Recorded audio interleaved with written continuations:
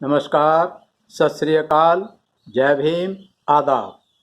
मैं Virendra Singh SM news की तरफ से आपका स्वागत करता हूं, अभिनंदन करता हूं, इस्तकबाल करता हूं। एसएम न्यूज द्वारा चलाई जा रही सीरीज कहीं हम भूल न जाएं, कहीं हम भूल न जाएं उन महापुरुषों को जिन्होंने सामाजिक परिवर्तन के लिए, समाज के लिए अपनी जीवन की आहुति दे दी।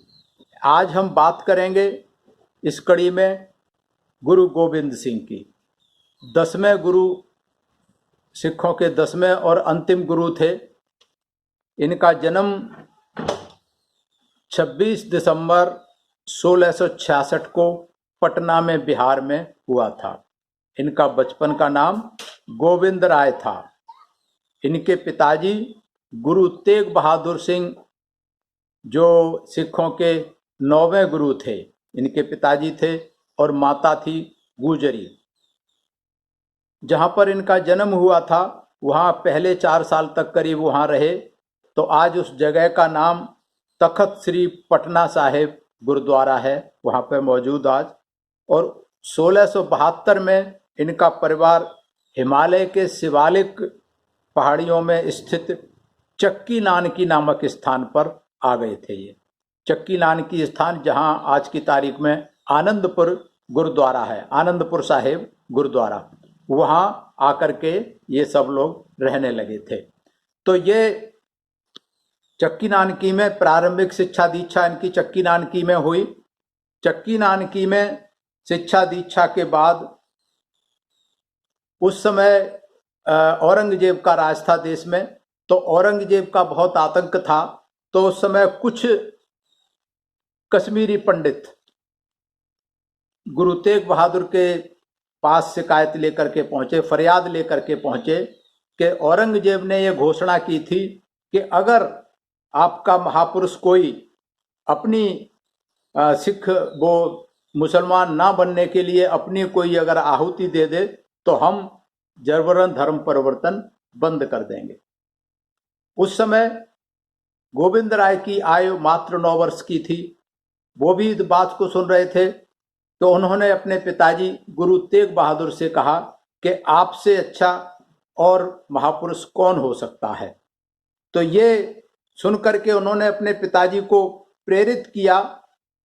जब प्रेरित किया तो गुरु तेग बहादुर जी ने 11 नवंबर 1675 को औरंगजेब के आदेश पर चांदनी चौक दिल्ली में उनका सिर धड़ से अलग कर दिया गया। तो इस तरीके से 9वें गुरु तेग बहादुर सिंह ने हिंदू धर्म की खातिर, हिंदू धर्म के ब्राह्मणों की खातिर अपनी बलि चढ़ा दी।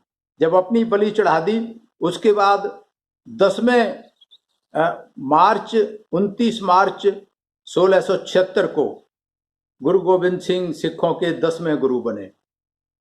10वें गुरु बनने के बाद भी गुरु गोविंद सिंह की शिक्षा जारी रही, पढ़ते रहे।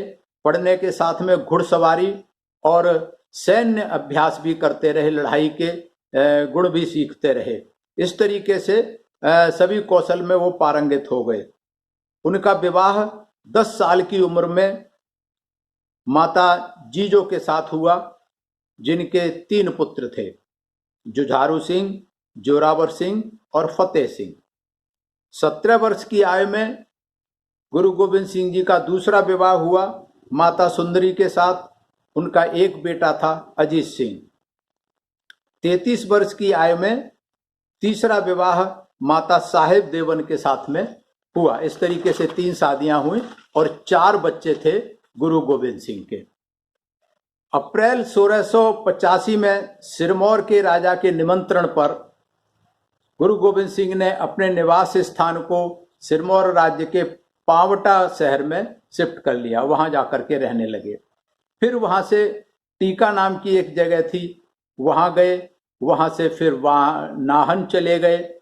वहां से फिर पावटा शहर में चले गए, जहां 3 साल तक रहे और वहां उन्होंने कई ग्रंथों की रचना की। 1687 में नादौन की एक लड़ाई लड़ी गई मुसलमानों के खिलाफ, जिसमें गुरु गोविंद सिंह के नेतृत्व में जितने पहाड़ी राजा थे सबने इकट्ठे होकर के वो लड़ाई लड़ी और वहाँ हुसैन खान को लड़ाई लड़ी और आसिफ खान को उनकी सेनाओं ने हरा दिया। उसके बाद बघानी के युद्ध के बाद रानी चंपा, जो बिलासपुर की विधवा रानी थी, उन्होंने आग्रह किया। उनके आग्रह पर वापस आनंदपुर साहिब में चक्की नान की जो जगह थी वहां वो आकर के बस गए, रहने लगे। इसके बाद 1895 में दिलावर खान जो लाहौर का मुगल था, उसने अपने बेटे हुसैन खान को आनंदपुर साहिब पर आक्रमण के लिए भेजा, जिसमें मुगल सेना बहुत बुरी तरह हार गई और हुसैन खान की शहीद हो गया, उसकी मृत्यु हो गई, वो मारा गया। इससे औरंगजेब चिंतित हो गया, इनकी ताकत से, गुरु गोविंद सिंह की ताकत से चिंतित हो गया और वो अपनी व्यूह रचना करने लगा। इसी बीच में गुरु गोविंद सिंह ने 1699 में खालसा पंथ की स्थापना की, बैसाखी के दिन। खालसा पंथ की स्थापना से पहले इन्होंने बहुत बड़ी एक सभा बुलाई सिख समुदाय की, और उस सभा में सबके सामने उन्होंने अपनी तलवार निकाली। तलवार निकाल करके स्टेज से बोले, मुझे एक सिर चाहिए, मुझे एक सिर चाहिए, कौन है वो अपना बलिदान देगा, सिर का बलिदान देगा। सभा में सन्नाटा छा गया। उनमें एक बंदा तैयार हुआ, बोले मैं तैयार हूं।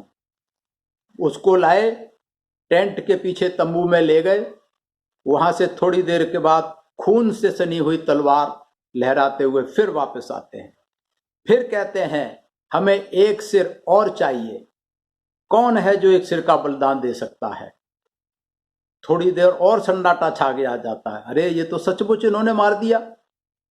सन्नाटा छा गया सभा में। फिर उस सन्नाटे को तोड़ते हुए एक दूसरा नौजवान तैयार होता है, बोले मैं तैयार हूं। उसको लेके गए गुरुजी टेंट के पीछे, फिर तलवार लहराते हुए आए।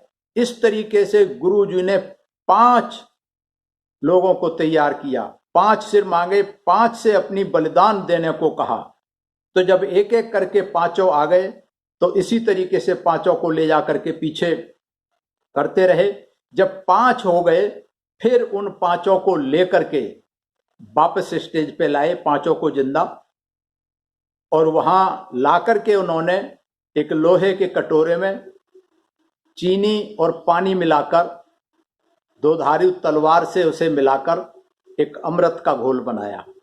अमृत का घोल उन 5 जो थे बलिदानी उनको दिया, जिनका नाम रखा गया पंच प्यारे। उन 5 बलिदानियों को देने के बाद 6वां उन्होंने खुद उस अमृत को चखा और उसके बाद उसी दिन उनका नाम गुरु गोविंद राय से गुरु गोविंद सिंह हो गया, और यहीं से सिख पंथ में सिंह लगाने की प्रथा शुरू हुई। तो इस तरीके से इन्होंने तैयार किया, सिख समाज को लड़ाई के लिए तैयार किया, बलिदान के लिए तैयार किया, और इतना ऊर्जा, इतनी शक्ति पैदा कर दी अपने खालसा पंथ के सिपाहियों में, सैनिकों में, कि इससे औरंगजेब घबराने लगा। और औरंगजेब जब घबराने लगा तो इससे पहले मैं कहूं, जो खालसा पंथ बनाया, पंच प्यारे तैयार किए और 5 चीजें सिख समाज के लिए तय की गई, आवश्यक की गई, जिनको 5 ककोर या 5 कक्के भी बोलते हैं, जिसमें थे कंगा, केस, कंगा, कड़ा, किरपान और कच्छा। ये 5 चीजें हर सिख के लिए अनिवार्य की गई कि ये हर वक्त 24 घंटे अपने साथ रखनी है। इस तरीके से करते करते 1704 में मुगलों के साथ एक बहुत भयंकर युद्ध होता है, जिसमें कई लाख सेना थी मुगलों की, और गुरु गोविंद सिंह के साथ केवल 40 खालसा के जवान थे। उन 40 खालसा के जवानों ने मुगलों को धूल चटा दी, लेकिन उसमें विजयी नहीं हो पाए, और उस लड़ाई में गुरु गोविंद सिंह के 2 बेटे शहीद हो गए। गुरु गोविंद सिंह तो बच गए, लेकिन उनके 2 बेटे शहीद हो गए। उसके बाद शांति हो गई। उसके बाद फिर जो सूबा सरहंद बजीत खान था, वो इस एरिया को देख रहा था।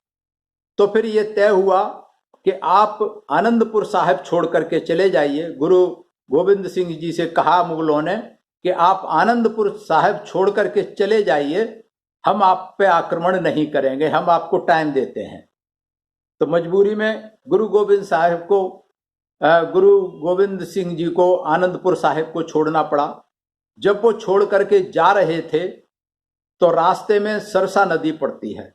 सरसा नदी के पास पहुंचने पर मुगलों ने अचानक इन पर हमला बोल दिया। उस हमले में भगदड़ मच गई। नदी पार करके गुरु गोविंद सिंह निकल गए, लेकिन उनके 2 बेटे जो जिंदा बच गए थे लड़ाई में, 2 बेटे बिछड़ गए नदी पार करने के चक्कर में। तो 2 बेटे, उनका जो रसोइया था गंगू पंडित, उसको मिल जाते हैं। गंगू पंडित उन दोनों बच्चों को, जो सरहंद का बजीत खान जो नवाब था सरहंद क्षेत्र का, उसको वो सुपुर्द कर देता है। कुछ लालच में धोखा करता है, विश्वासघात करता है गुरु गोविंद सिंह के साथ में। तो जब बजीत खान उन बच्चों को मिल जाते हैं तो बजीत खान उन बच्चों से कहता है कि तुम मुसलमान बन जाओ। बच्चे मना करते हैं कि मैं सिख पैदा हुआ हूं और सिख ही मरूंगा। बच्चे नहीं मानते सरहंद बजीत खान की बात को। उनकी दादी भी उनके साथ होती है। दादी भी उनको हौसला देती है कि हमें सिख पैदा हुए हैं, सिख ही रहना है। और इस तरीके से दोनों बच्चे मुसलमान धर्म होना कबूल नहीं करते। इससे उसे नाराज होकर बजीत खान ने उनको जिंदा दीवार में चिनवा दिया। दीवार में चिनवाता गया और उनको कहता गया बार बार कि अब भी मुसलमान धर्म कबूल कर लो, अब भी धर्म कर लो। गर्दन तक चुनवा दिया, फिर भी कहा गया, लेकिन वो बच्चे नहीं माने। बोले हम मरते मर जाएंगे पर हम मुसलमान नहीं बनेंगे, सिख पैदा हुए हैं, सिख ही मरेंगे। इस तरीके से दोनों बच्चों को जिंदा दीवार में चिनवा दिया जाता है। जब गुरु गोविंद सिंह जी को यह खबर मिलती है कि उनके बच्चे चिनवा दिए हैं, तो 2 बच्चे तो उनके युद्ध में मर गए, 2 बच्चे बचे थे वो दीवार में चिनवा दिए गए। तो उन्होंने औरंगजेब के लिए एक खत लिखा, विजयनामा जिसको बोलते हैं। औरंगजेब के लिए जफरनामा, विजय की चिट्ठी। गुरु गोविंद सिंह ने जफरनामा लिखा, जिसमें उन्होंने औरंगजेब को चेतावनी दी कि तेरा साम्राज्य नष्ट करने के लिए खालसा पंथ तैयार हो गया है। ये वार्निंग दी उन्होंने, चिट्ठी लिखी, हिम्मत नहीं हारी। गुरु गोविंद सिंह के 4 बच्चे शहीद हो गए, लेकिन उन्होंने हिम्मत नहीं हारी। और इस तरीके से 8 मई सन 1705 को मुक्तसर नामक स्थान पर फिर मुगलों से भयानक युद्ध हुआ गुरु गोविंद सिंह का, जिसमें गुरु जी की जीत हुई। मतलब हिम्मत की बात है कि इधर गुरु जी के पास कुछ सैकड़ों खालसा के सिपाही थे और उधर मुगलों के साथ में लाखों की फौज होती थी। लेकिन इतना हौसला गुरु गोविंद सिंह में था, गुरु गोविंद सिंह के खालसा पंथ के सिपाहियों में था कि वो गुरु जी जीत गए और मुगलों की सेना बार बार हारती रही। इसके बाद औरंगजेब की मृत्यु हो जाती है। औरंगजेब मृत्यु से पहले गुरु गोविंद सिंह को एक खत लिखता है, जिसको शिकायत पत्र दिया, शिकायत पत्र लिखता है। अब देखिए समय की विडंबना कि जो मुगल था, जिसके पास सब कुछ था, वो गुरु गोविंद सिंह को शिकायत पत्र लिख रहा है। और गुरु गोविंद सिंह जिसका सब कुछ लुट गया था, उन्होंने औरंगजेब को विजयनामा लिखा था, जफरनामा लिखा था। तो कितना बड़ा फर्क है सोच में।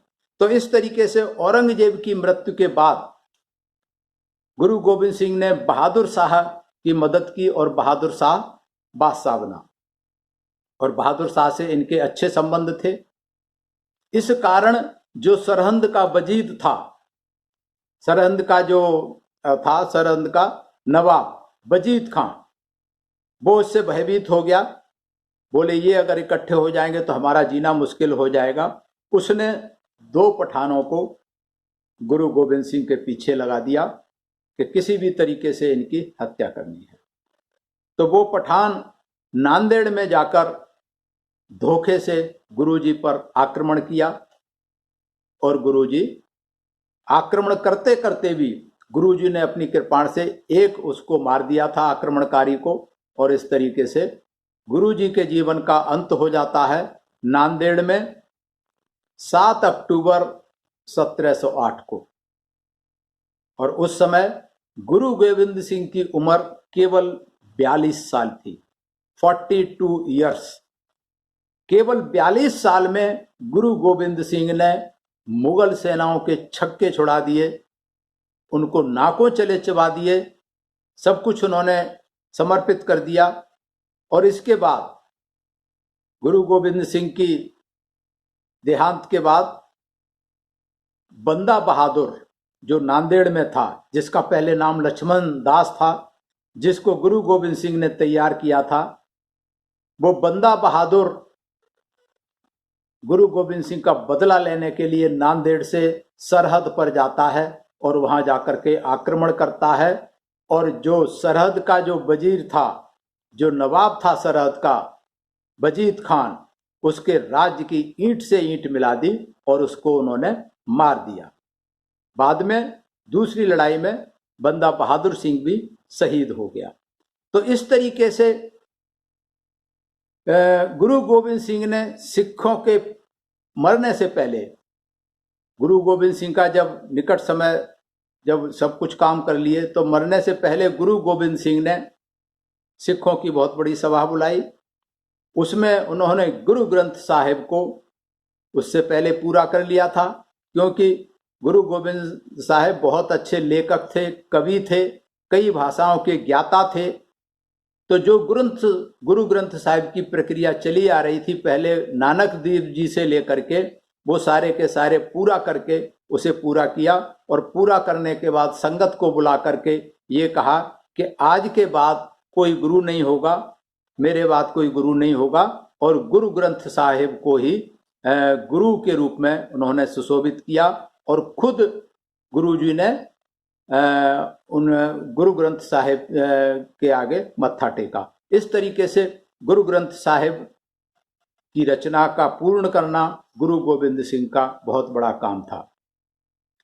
इस तरीके से गुरु गोविंद सिंह ने अपने जीवन काल में मुगलों से 14 लड़ाइयां लड़ी, 14 लड़ाइयां लड़ी और सब लड़ाई जीती उन्होंने। और ये जो लड़ाई थी गुरु गोविंद सिंह ने अपना साम्राज्य बढ़ाने के लिए या अपने नाम के लिए नहीं की थी। ये सारी लड़ाई उन्होंने जनता की रक्षा के लिए और धर्म की रक्षा के लिए, खालसा पंथ की रक्षा के लिए की थी। तो इस तरीके से धर्म के लिए गुरु गोविंद सिंह ने अपना सारा परिवार बलिदान कर दिया। ऐसा शायद दुनिया में एक आध उदाहरण हो जो धर्म के लिए अपने परिवार की बलि चढ़ा दे। वह विश्व में इनका नाम इस बात के लिए जाना जाता है, विश्व के अद्वितीय बलिदानी रहे। गुरु गोविंद सिंह एक महान लेखक थे, महान चिंतक थे, कई भाषाओं के ज्ञाता थे। इन्होंने भक्ति और शक्ति के बहुत अद्वितीय संगम थे ये, क्योंकि ये गुरु भी थे और बहुत बड़े योद्धा भी थे। तो भक्ति और शक्ति दोनों के अद्वितीय संगम थे। उन्होंने सदा प्रेम, एकता और भाईचारे का हमेशा संदेश दिया। गुरु गोविंद सिंह का एक संदेश था कि हमें किसी को डराना नहीं चाहिए और साथ में किसी से डरना भी नहीं चाहिए। ये बहुत महत्वपूर्ण बात है, किसी को डराना भी नहीं चाहिए और अगर कोई दूसरा आपको डराने की कोशिश करता है तो फिर हमें डरना भी नहीं चाहिए। और गुरु गोविंद साहब ने ये प्रैक्टिकली करके दिखाया कि मुगलों ने बहुत डराने की कोशिश की उनको, लेकिन वो घबराए नहीं, डरे नहीं। इस तरीके से जो इन्होंने काम किए, उन्होंने कहा, उनका जो जीवन दर्शन था कि धर्म का मार्ग ही सत्य है और सत्य की हमेशा विजय होती है। जो उन्होंने कहा वो उन्होंने करके भी दिखाया। गुरु गोविंद सिंह ऐसे व्यक्ति थे जिनके अंदर अद्भुत क्षमता थी कि जो भयभीत और डरे हुए लोगों को निडर बनाना और उनको पराक्रमी बनाना, ये बहुत बड़ा गुण था उसमें। इसीलिए कहा गया है कि चिड़ियों से मैं बाज लड़ाऊं। गुरु गोविंद सिंह ने कहा था, उनका एक स्टेटमेंट है बहुत महत्वपूर्ण, कि चिड़ियों से मैं बाज लड़ाऊं, 1.25 लाख से एक लड़ाऊं। चिड़ियों से मैं बाज बनाऊं, 1.25 लाख से एक लड़ाऊं, तो मैं गोविंद सिंह कहाऊं। तो मतलब जो चिड़ियों की तरह से जो जिनकी जिंदगी थी, डरे और सहमे हुए लोग होते थे, उन्होंने चिड़ियों से मैं बाज बनाऊं। बाज जो सबसे खतरनाक पंछी होता है, हिम्मत वाला पंछी होता है, इस तरीके से उन्होंने सिर्फ कहा ही नहीं, करके दिखाया कि 40 सिख सैनिकों के साथ में उन्होंने कई लाख मुगलों की सेना को हरा दिया। तो इसका कारण सिर्फ ये था कि गुरु गोविंद साहब ने इतना जोश और जुनून उनके अंदर भर दिया था कि वो डरे नहीं किसी से। और गुरु ग्रंथ साहिब में एक शब्द है कि सूरा सो पहचानिए जो लड़े दीन के हेत, सूरा सो पहचानिए जो लड़े दीन के हेत, और पुरजा पुरजा कट मरे तहु न छोड़े खेत। तो इस वाणी को गुरु गोविंद साहब ने सही करके दिखा दिया कि सूरा सो पहचानिए कि बहादुर वही है जो दीनहीन के लिए लड़े। सूरा सो पहचानिए जो लड़े दीन के हेत, पुरजा पुरजा कट मरे तहु न छोड़े खेत। गुरु गोविंद सिंह ने बखूबी इसे पूरा किया, अपने परिवार का बलिदान दे दिया, अपने आप को बलिदान दे दिया, लेकिन उन्होंने कभी हिम्मत नहीं हारी, लड़ाई का मैदान नहीं छोड़ा। तो इस तरीके से गुरु गोविंद सिंह महान है। गुरु गोविंद सिंह बहुत महान है, महान गुरु थे, महान योद्धा थे, महान चिंतक थे। तो ऐसे गुरु को आओ हम सब मिलकर नमन करें, ऐसे गुरु के इतिहास को हम जानें और जन जन तक पहुंचाएं। मैं धन्यवाद करता हूं SM न्यूज़ का, जिन्होंने ये सीरीज शुरू की कि कहीं हम भूल न जाएं उन महापुरुषों को, गुरु गोविंद सिंह जैसे महापुरुष को, जिन्होंने समाज के लिए, जिन्होंने जनता के लिए, जिन्होंने धर्म के लिए अपना सब कुछ आहूत कर दिया। और मैं धन्यवाद करता हूं सभी श्रोताओं का, आप लोगों का, दर्शकों का, जो इस सीरीज को पसंद कर रहे हैं। मेरा आपसे निवेदन है, अगर आपको ये प्रोग्राम अच्छा लग रहा है तो आप SM न्यूज़ को लाइक करें, सब्सक्राइब करें। इसी के साथ में जो खालसा पंथ की एक बात है आप सब लोगों से, उसका चाहूँगा, वाहे गुरु का खालसा, वाहे गुरु की फतेह। अगर आपने अभी तक हमारा चैनल सब्सक्राइब नहीं किया है तो सब्सक्राइब करें और घंटी का बटन बिल्कुल भी दबाना ना भूलें, ताकि सभी लेटेस्ट खबरें पहुंच सकें आप पे सबसे पहले।